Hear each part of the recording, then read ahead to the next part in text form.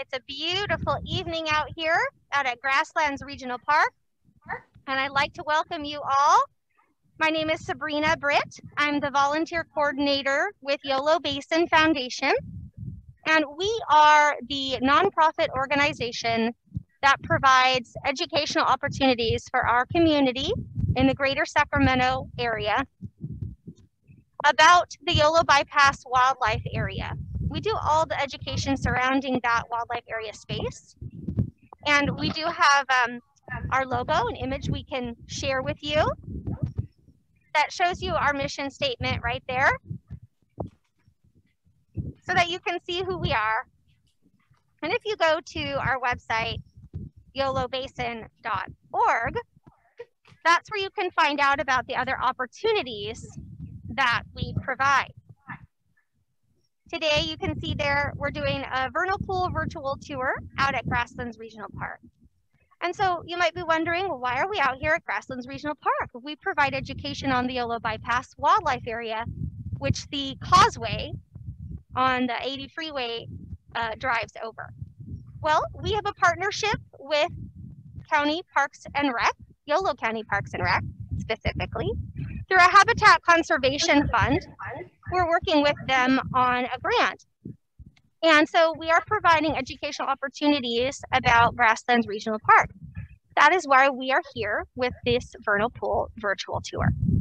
And we hope that as we move forward in the grant, that in future years, we'll be able to get you out here in person as we move past this tough time through the pandemic, that we can get you out here in person. One of the interesting things about the vernal pools out here is that they are protected. And Charlie Russell, our tour guide, will be going into some details with you about what is out here, the plant life that we're seeing right now. And he may share also with you some information about the crustaceans that live here, the macroinvertebrates that live in water when it is a good rain year. Unfortunately, this year it's not. So we can also share with you what the vernal pools will look like different times of the year. Now, these vernal pools are protected and they are not accessible to the general public. So you could come out here to Grasslands Regional Park, but this area is fenced off and gated. It is managed. It is managed by Yolo County Parks and Rec. But vernal pools also have are federally protected as well. But the protection really comes down to people like you who are interested in learning about them and want to care about them and protect them. So we have volunteers that are working with us today out here at Grasslands Regional Park to pull off our virtual tour. And we can't make these programs happen without them. So I want to introduce to you just who's with me, and then we'll talk a little bit about our location, what else is out here, and then I'll turn it over to Charlie to go into some more details about the plant life that's here. So I mentioned I'm Sabrina. Behind the scenes, we've got Gabrielle Sadum at home, and she's our moderator tonight. When you have questions throughout our time tonight, you're gonna type those into the chat feature to moderator Gabrielle. So if you hover over the top of your screen or the bottom of your screen, depending on what technology you're using, a little toolbar pops up. Some of you are probably very familiar, some of you might be new to you. And you'll see the little chat box. You're gonna click that, and then when you type a question you wanna click, there's a little drop-down menu, and you click to send your question to the moderator. So we make sure your question gets to her. So thank you, Gabrielle, for being here to help us moderate questions and share images to complement what Charlie talks about today from your home. Thank you, Gabrielle. Also behind the scenes, I have Fred Turner, who is our videographer. So he is filming out here tonight with us. And then we have Charlie Russell, who is another one of our longtime volunteers and has a wealth of knowledge that he's going to share with you about the plants. He also volunteers as a docent with Jepson Prairie out at the Glide Tooley Ranch and the vernal pools there. So a little bit more about where we're located. So you can kind of see around me, we're out here at Grasslands Regional Park, and there are vernal pools behind me. I'm standing them. You might see some flags. Those are flags that Charlie has put out to mark some of the plant life we're going to focus on that we see out here today. And you might see some stakes. And the stakes are to mark the low areas, the depressions in the vernal pools, which we'll talk a little bit about the layout of vernal pools and the clay pan that's here that supports it. So I'll let Charlie go into those details too. So these are not accessible, but what is also out here for you to access at Grasslands Regional Park? There is a map that we can pull up that shows Grasslands Regional Park from an aerial view. I'll give that a moment to come up on your screens there. And you can kind of see the layout of where we are. So there are 2 archery ranges here. So if you're into archery, that's an opportunity for you to come out here and do that. There is a place where you can fly glider planes. There's a society that works out of here and has the space to do that. We can pull up that map again. That'd be great. So people can take a closer look at that. The first archery range is right off of, and it's right near the parking lot, right off of the cross of Mace Boulevard and Tremont. So we are just about a few miles southwest of the Yolo Bypass Wildlife Area, those wetlands that you drive over on the causeway. So that's where we're located. Now, there's a second parking lot. If you go a little further south down Mace, just past Tremont and Mace, you hit another parking lot, and that's where there is a large dog park that you can access out here. If you walk out from the dog park, there are a variety of trails through the uplands and grasslands out here, and it will lead you out. Some of the trails do get you close to the gate where you can look over into the vernal pools. You just can't walk in to the vernal pools since they are protected. And that's why we're here, to share them with you, get you a little jazzed about those vernal pools. The interesting thing about the vernal pools too is that sometimes you don't notice they're even there. And especially in a year like this, there's not a lot here, but there actually is. You just can't see it. You have to dive in and look a little closer. So we're going to be showing you some plants live. And with the wind, it might be a little shaky and a little blurry. We apologize about that. But we also have photos to complement that. So again, send your questions in through the chat feature to moderator Gabrielle. And I'm going to turn it over to Charlie, our tour guide, who's going to focus on the plants out here. We do have one question that came in already, and that is, what federal agency provides protection for the vernal pools? The vernal pools themselves aren't protected per se by a federal agency, but some of the animals and the plants that live in these areas are protected. And since since we have federally listed endangered and threatened species here, that moderates what type of uses can come out here. So good evening, everybody. I'm Charlie, and I love vernal pools.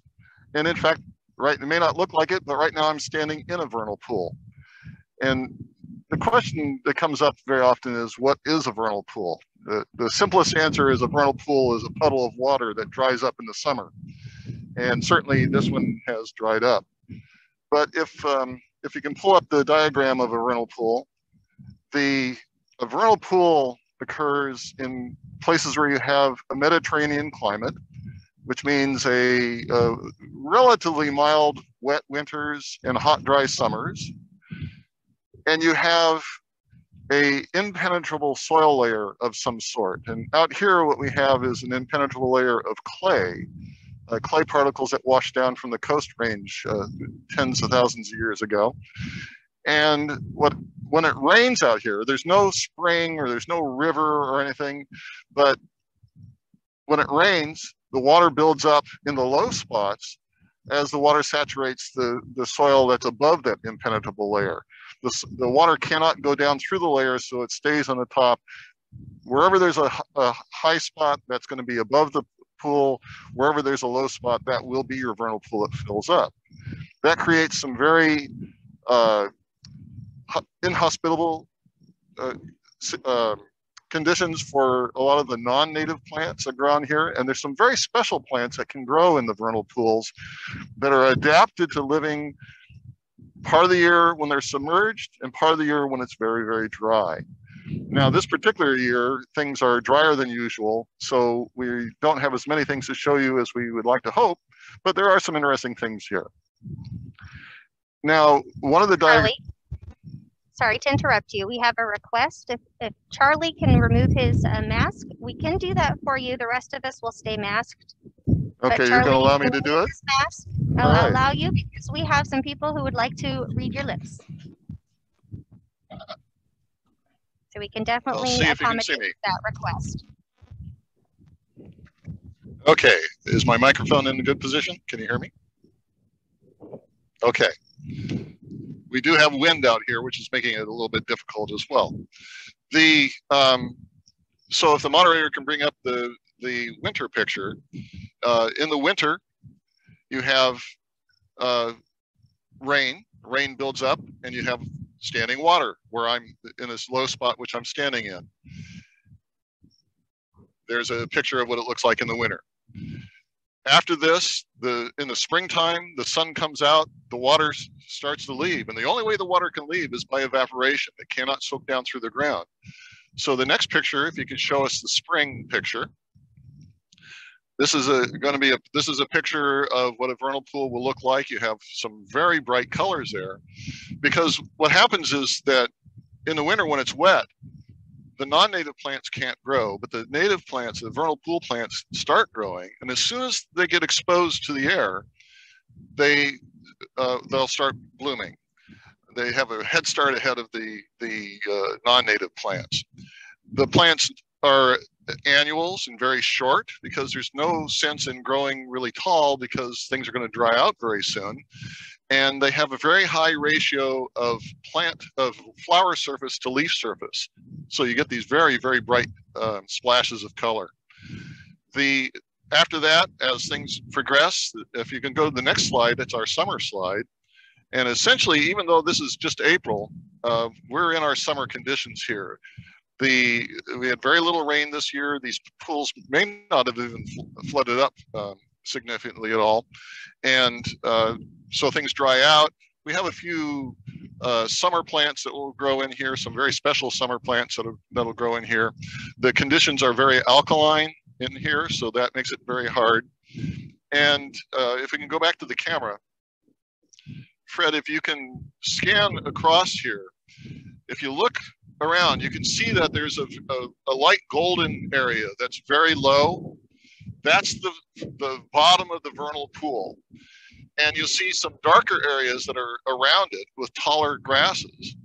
So those areas that have the taller grasses are above, they're not inundated, they're above the vernal pool. And a very large percentage of the plants that are in those high areas are non-native invasive plants that have come in, brought in by the European settlers and others, other situations. And they do well in those areas because they're not flooded. But the very low, the plants down in the bottom here are very short, and normally a high percentage of these plants would be native plants. Now, because of the odd conditions this year, we have a few more non-natives here than I would normally expect to see. So we're going to try to take a look at a few of the plants that we have here, and we're going to start over here with a few. And we're going to get as close up as we can, and then we're going to show you, after we take a look at them, we're going to show you some pictures of what they would look like. So what we're looking at here, all these dry things are going to be this yellow flower, and they are just very crispy right now. This yellow flower is called goldfields. There's about 17 species of goldfields in California. Some of them are adapted for grasslands, some of them are adapted for vernal pools. And if you can pull up a picture of goldfields, it's a very pretty little flower. And that's the one that you can get big swaths of color of bright yellow. It can be very striking. It's interesting because these plants in the vernal pool are dependent on a very special kind of bee. There's a mining bee, a ground dwelling bee. There's a shot of a mass of goldfields. And this mining bee is very specific to this particular plant. It really it doesn't thrive unless gold fields are around. That bee lives underground all of its life, except for the short period of time when it's above ground when these plants are blooming. You have that bee around, the plants do very well. No bee, this particular plant doesn't thrive as well. So that's one of our plants here. Normally, that's all this area that we're looking at here would be bright yellow in a bright year.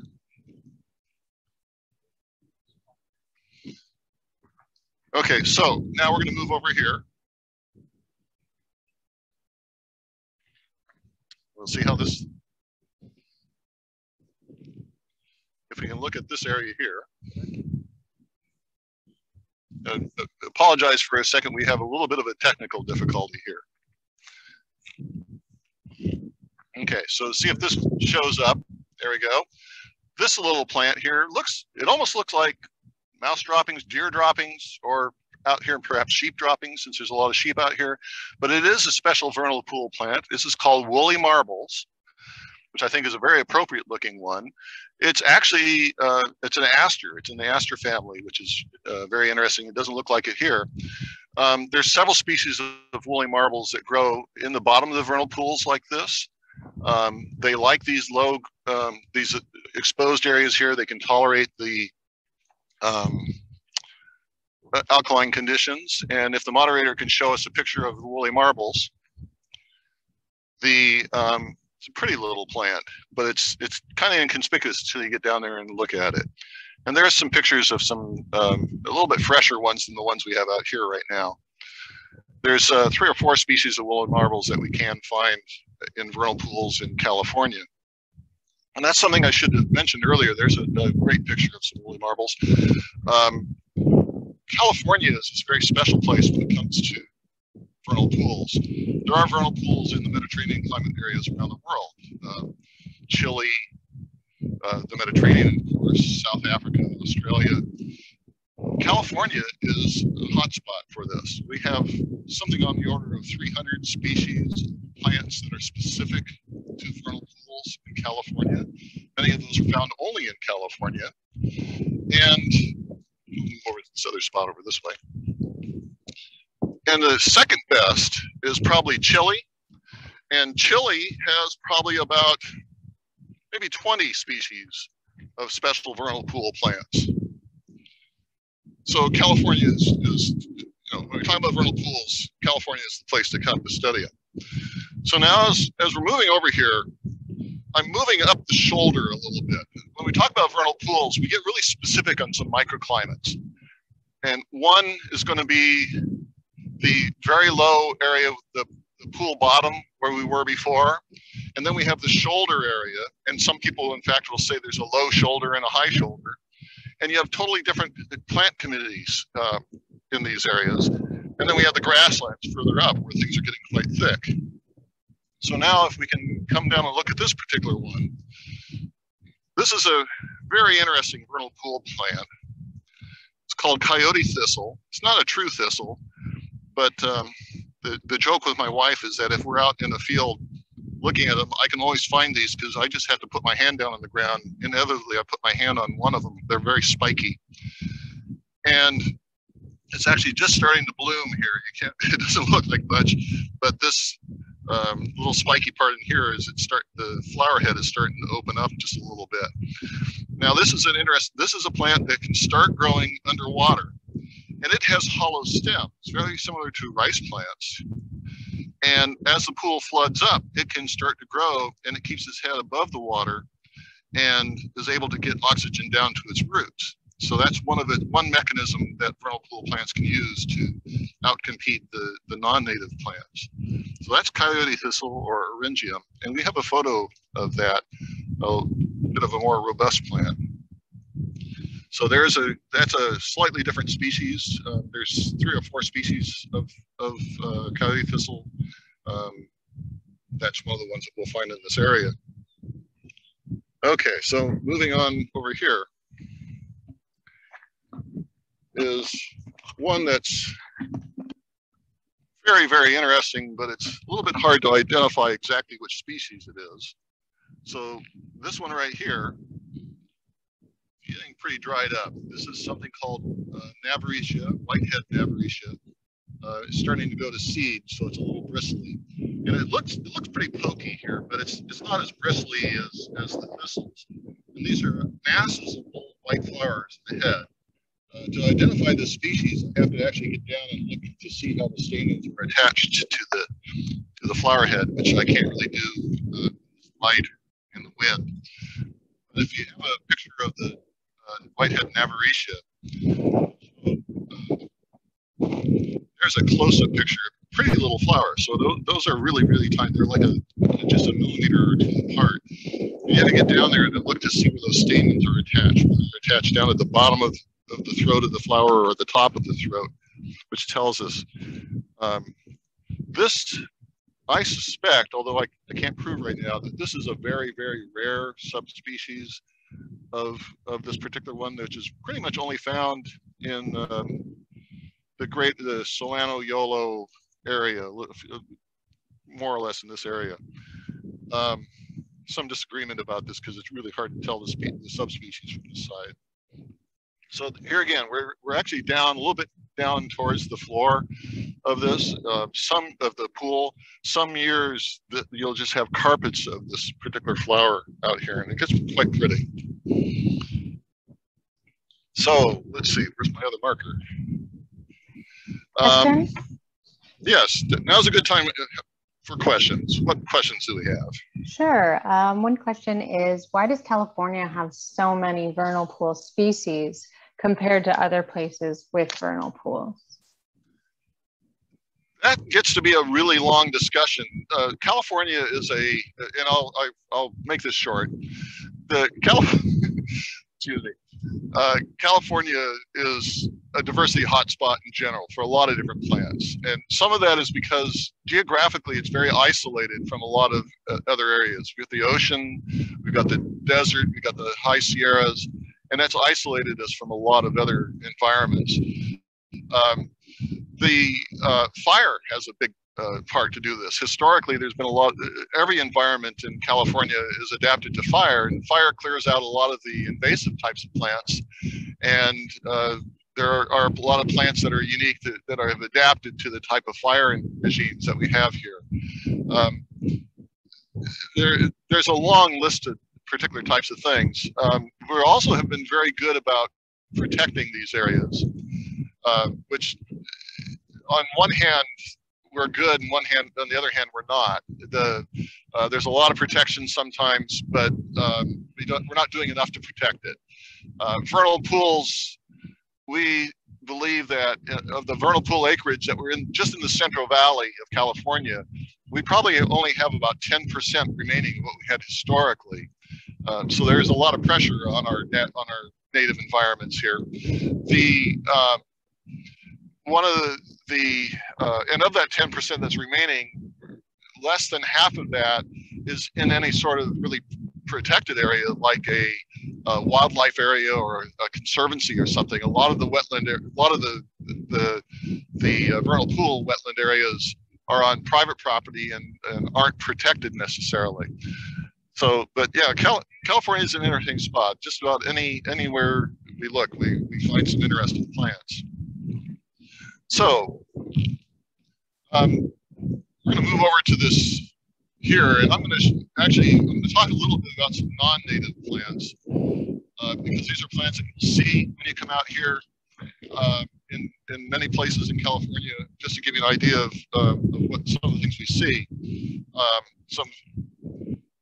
We'll see how this works. Does this work on this like this? Okay. Oats, wild oats. If you like Cheerios, oats are the main grain used in that. This is a plant that thrives in the Mediterranean climate. Comes from North Africa and Spain, those areas. You'll see a lot of wild oats in California. This one does not, again, grow down in the vernal pool, but grows in close association with the vernal pool. One that the ranchers like to see very much. This is Italian rye. Rye is for grazing animals. it's a very nutritious plant. It's not one that I'm happy to see out here, but it's not terribly invasive, but it is a non-native. Again, we'll see it in the higher spots. Another one that we'll see quite a bit out here, this is a species of Hordeum, barley, a wild barley, and I will right up front admit that I'm not very good at identifying grasses down to species, which is something I need to learn because there are some native barleys in this area, but they're pretty rare. So a lot of barleys, if you own a dog, you don't like this one, that's your foxtail. One that's a problem sometimes. This is one that's called rip gut brown. And if you were here, I would have you rub this backwards. It has very bristly, it has little spines on it. And if you have horses, you do not like this because it comes by its name, rip gut, for good reason. So this is one that we'll see, and this is an important one that I show to people because it looks very similar to a native California grass, which I have not been able to find in this pool area today. But if you rub it backwards, if it's really smooth, it's very often the native California grass.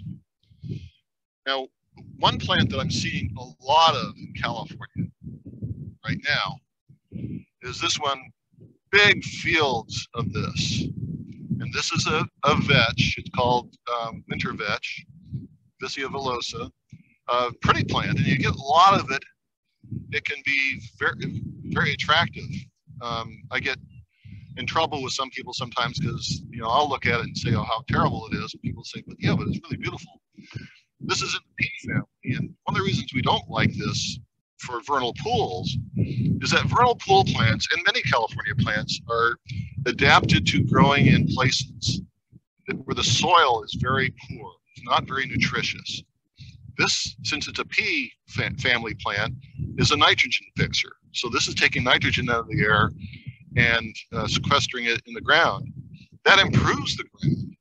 But when you improve the fertility of the ground, you're actually aiding the invasive non-native plants and hurting the native plants. So it's one we see quite a bit of. This has been a very good year for it.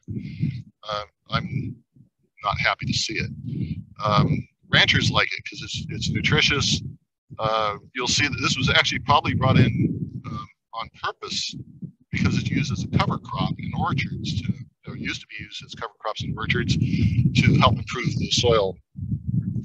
So at this point, let's take another break and see if we have any questions. Do we have any questions? I have a question. Yes. Historically, would bunch grasses have been the types of grasses that you would see surrounding vernal pools, or are there other native grasses that would have been more common? Did you say bunch grasses? Yes. Okay, I'm sorry. With the wind, sometimes I don't quite catch things.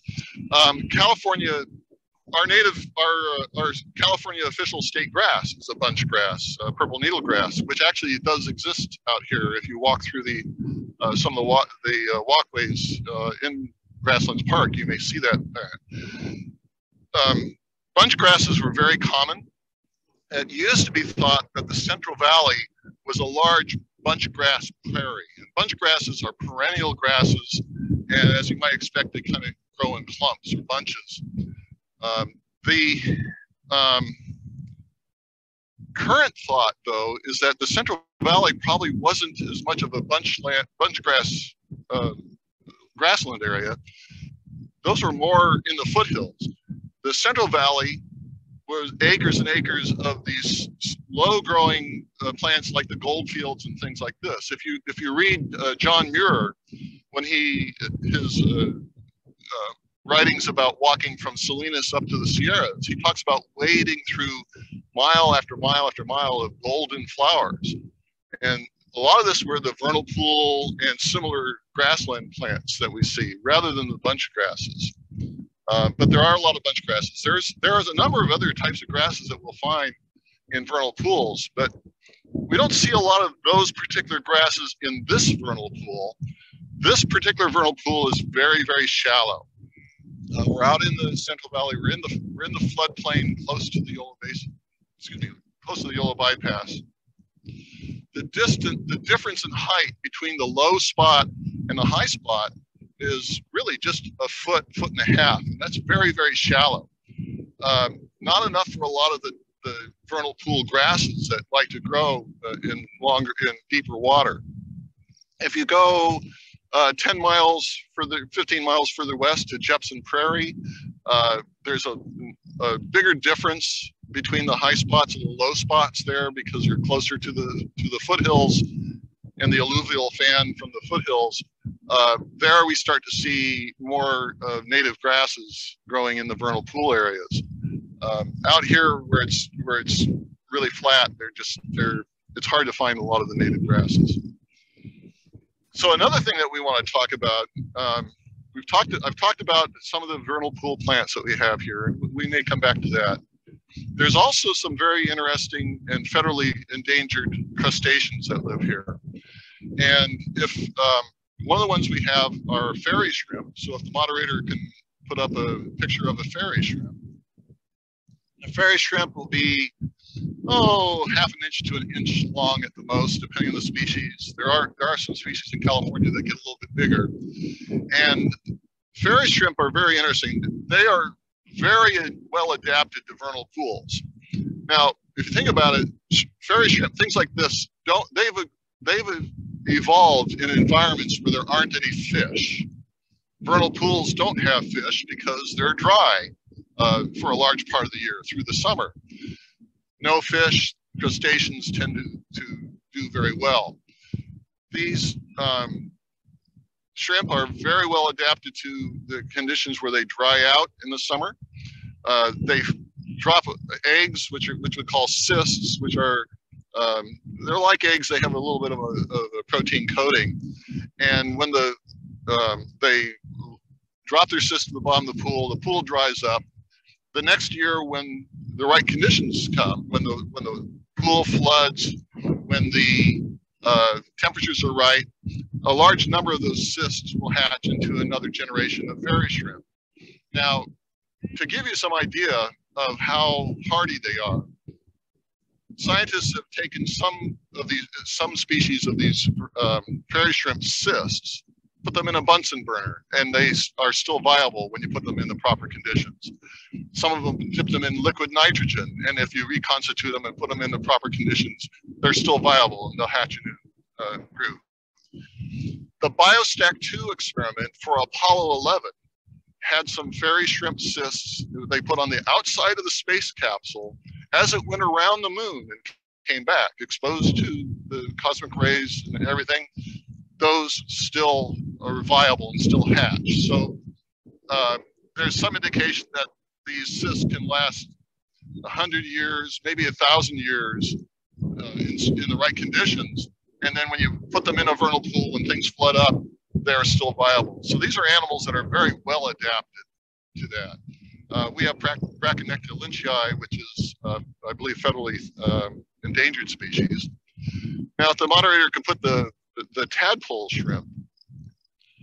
The tadpole shrimp is another federally protected animal, Lepidurus pachardi. Those kind of look like a little miniature horseshoe crab in a way. Those can get as big as perhaps my thumb, much larger and more robust. Very interesting animals. They use hemoglobin or a similar blood chemical similar to what people have, and those exist out here as well. So these are animals, both of those animals I showed you are found only in California. There are tadpole shrimp and fairy shrimp of other species that are found in other environments and other places in California. But we have those in this particular site, so that's one of the important things with this site. Now, yes, any other questions about crustaceans? Oh, no, there's not a question about crustaceans, but okay. Any questions? Okay, we saw some sheep kind of passing by in the background. Is grazing allowed in the area with the vernal pools? Yes, sheep. Sheep are very important, or grazing is a very important management tool that's used out here. There's quite a bit of sheep. To be honest with you, I think the sheep need to be brought into this specific area a little bit more often than they have, because that's one of the reasons why we have more non-natives here than I'd like to see. If you properly manage the amount of sheep, the time of the year that they're here, sheep grazing can be very beneficial to a vernal pool. If you think about it, these areas, historically, we had tule elk and pronghorn antelope, animals like this, the grazers in these areas. So the plants can handle that. Sheep are what we use at Jepson Prairie. It's very closely managed. We rotate sheep through the vernal pool areas to try to keep the non-natives down. Again, it's like anything, you can mismanage it by putting the sheep on for too long or the improper time of year, but grazing is very important. Cattle, in my opinion, would be a bit better than sheep. Sheep will eat the flowering plants as well as the grasses. Cattle eat grass, so the non-native grasses are our biggest enemies out here. So cattle on here would be a good idea, but cattle are a little bit harder to manage because they're heavier. You don't want to put them on the vernal pool when it's as wet as you might be able to do with sheep. The best management out here would be to set fire to everything. Certainly, that's something they don't at Jepson Prairie, where a lot of the management is done by volunteers. They have a hard time letting volunteers run around setting fire to things. So we have been restricted on that. Fire is a very sensitive topic in California these days. But every type of habitat in California, vernal pools, mountains, grasslands, everything, the woodland hillsides, they're all adapted to having fires on a regular basis. We've been suppressing fires for a long time, and that's part of the reason why we have some major problems now with the big wildfires that happen. Fire is very difficult to manage, and you notice it's very windy out here, so you can't set a fire out under our current regulations. You can't set a fire when it's this windy because it'd go out of control. But yeah, the sheep. There's a vernal pool that was a part of this complex a little further over. When we were looking at it last year, it was overgrown with star thistle because it hadn't been managed. They put the sheep in there for just a few weeks. I'm very surprised that the sheep actually ate the star thistle and knocked it down quite well. So it's very easy to demonstrate this.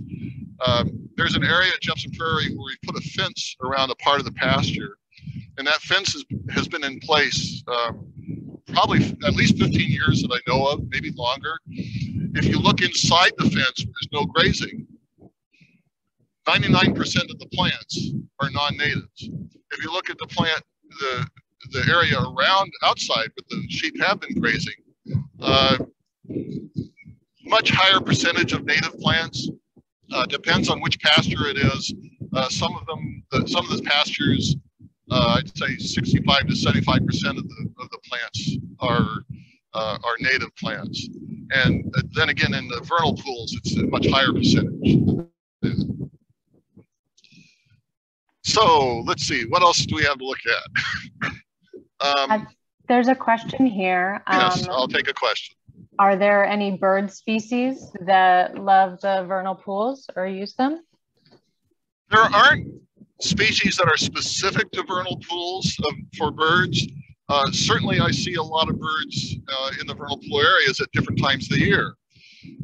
Right now, we will see meadowlarks and to some degree the blackbirds coming through here. I can hear meadowlarks now in the distance, but they're a grassland one. They're not specific to the vernal pool. When the vernal pools are flooded very well, we'll see geese and a lot of your wading birds and shorebirds there. I wouldn't expect it to be here as much, but at Jepson Prairie, we have a lot of nesting shorebirds because it has a larger pool and there's some islands there where they can nest. And then when the pools dry down, the crustaceans, some of the smaller animals that live here, are fair game for the birds as they come in. So when the pools are drying down, we'll see a lot of your wading birds coming in. But that's typical of any wetland that you'll see, especially seasonal wetlands. At Grasslands Park, one of the things that we do have out here that are very special, there's an area that's sectioned off. We have burrowing owls out here, and burrowing owls are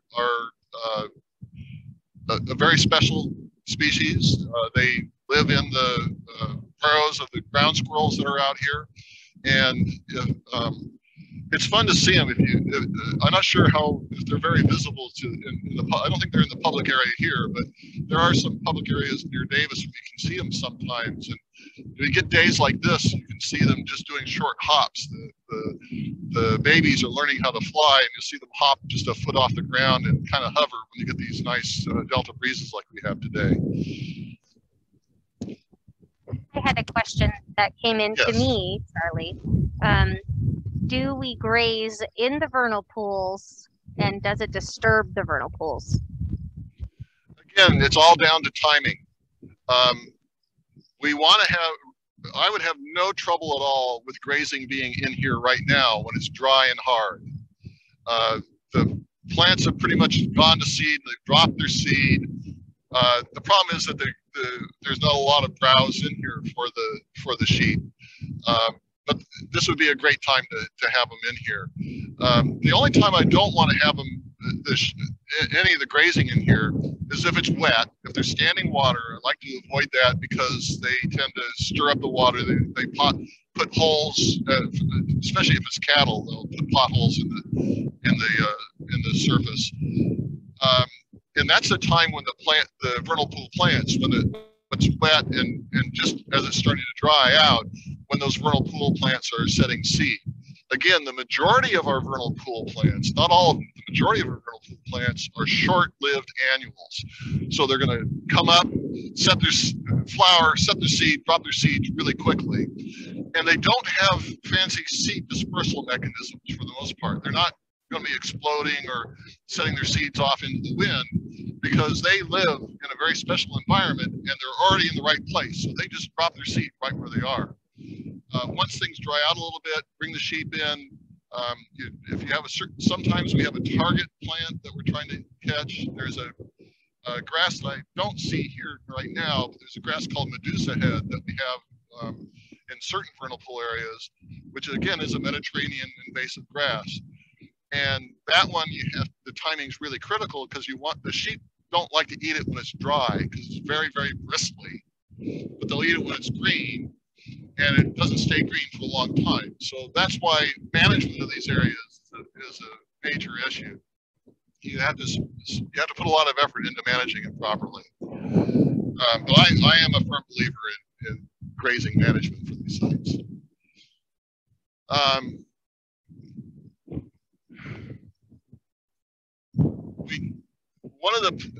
Let's see, there's another plant. We're going to move over this way.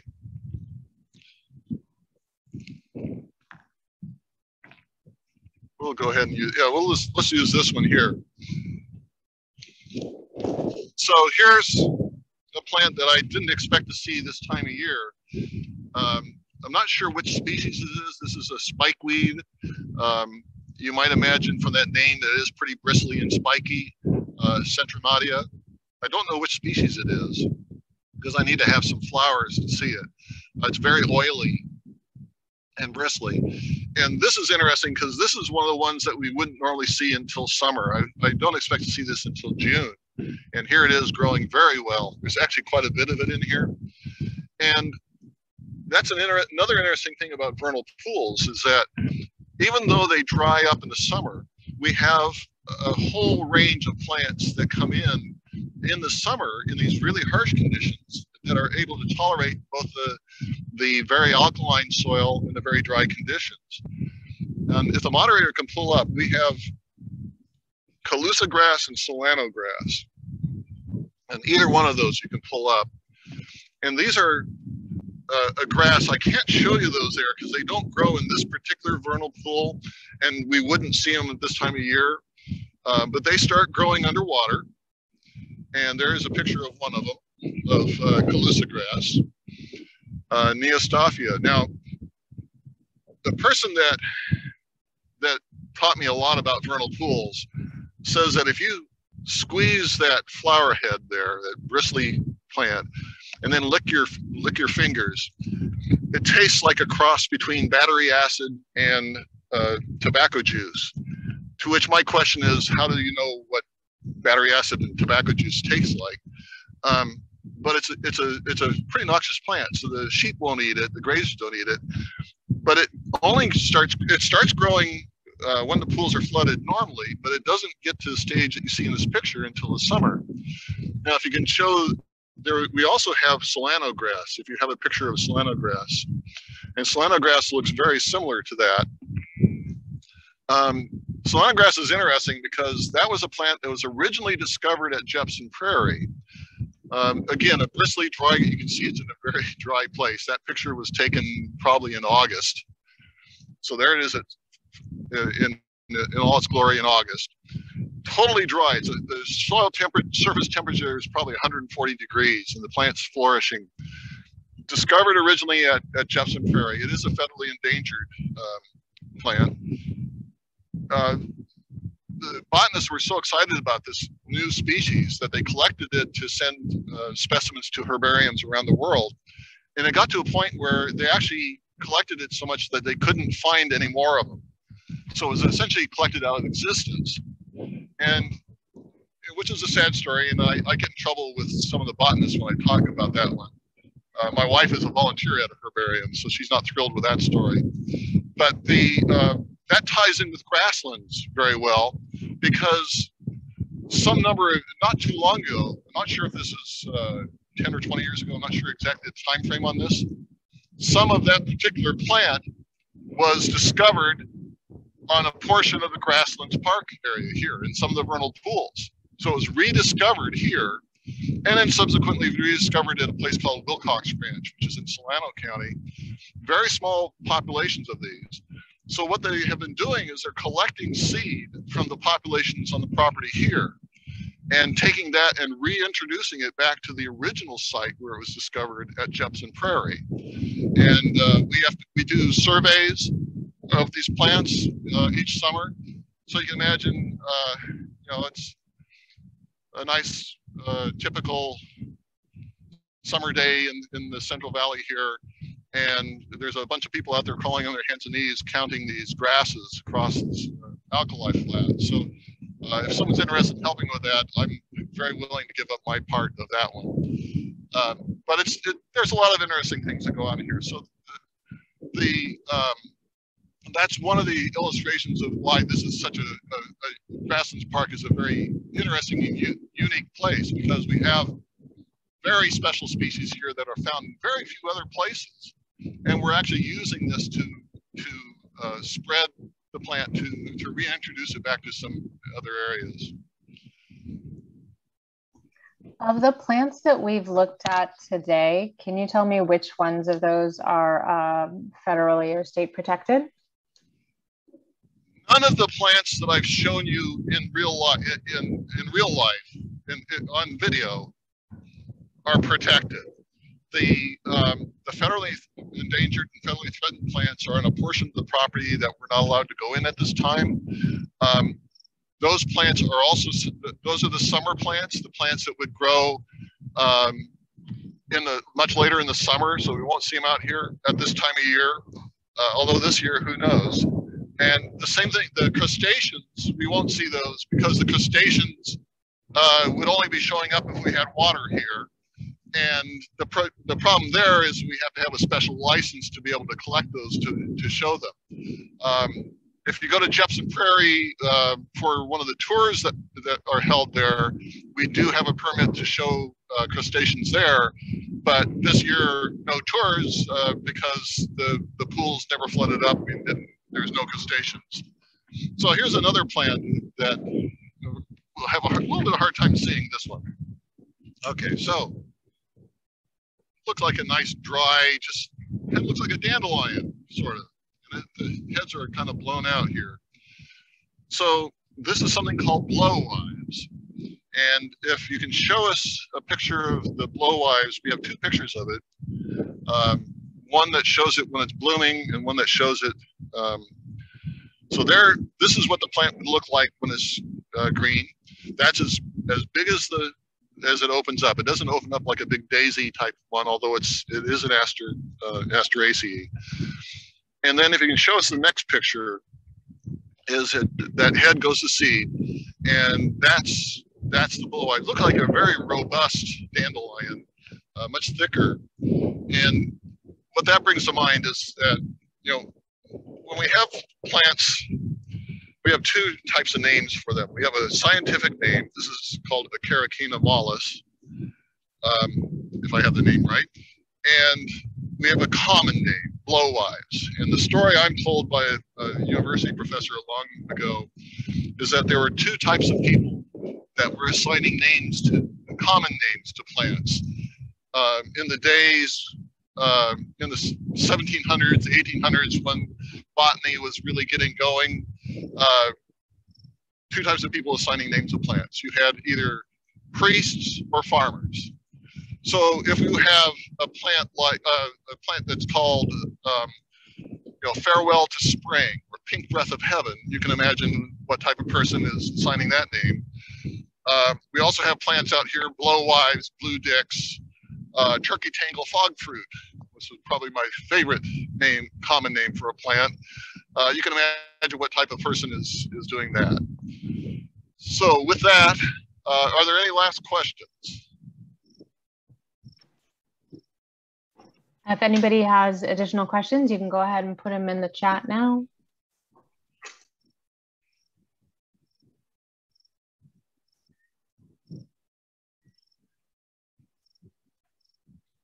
Okay, since we're not hearing any questions. Again, really dry year. We expected this time of year, we thought we would have a lot of flowers, but it's this very dry year has had a great effect on many of the vernal pool plants. A lot of the places that have tours just gave up on giving tours in any shape. So I'll turn it back to Sabrina.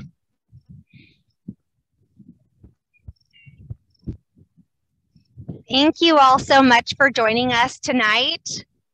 I want to thank Charlie Russell for being our wonderful tour guide this evening. I want to thank Gabrielle for moderating questions and sharing the photos with you to complement what he was sharing with you tonight. And I want to thank Fred for being our videographer. I want to thank all of you for tuning in virtually during this time to participate and learn more about the vernal pools, why they're important, why we care about them, why you should, and how you can get out here to Grasslands Regional Park to get close to them during this time, looking over that fence, and also checking out the park. The parts are accessible to you. For those of you that are sticking around, thank you for hearing out what else is coming up. I just want to share with you a little bit more. So we do have, if you'd like to learn more about the Grasslands Regional Park history and the burrowing owl preserve that is difficult to see when you access the park too, next week on Tuesday evening at 7 p.m. we have a talk. And so you can go to our website, yolobasin.org, and go to the tab that says Vernal Pool Speaker Series and join us there. We also have another talk on the vernal pool plants by Carol Witham that's on May 11th, and she is an expert in this field. So she'd be a great one to hear from as well, just like Charlie has been tonight. We also have our in-person wetland tours that are coming back starting in early May and throughout the summer in the city of Davis Wetlands, as well as out at the Yolo Bypass Wildlife Area. They are limited to 20 people. They are free to you, just like this program was, and we appreciate your support and donations. You can also do that online at yolobasin.org. If you have kids in the family, we have a summer camp that's coming up. We have virtual options and in-person options following CDC guidelines. We want to keep everyone safe and happy and having fun at the same time out in the wetlands. And our famous BAT programs will be back this summer. We'll be doing a hybrid program where there is a virtual talk portion and then an in-person caravan out to see the bats fly out from under the causeway. We hope that you can join us in those other adventures. Thank you all so much. Have a great night.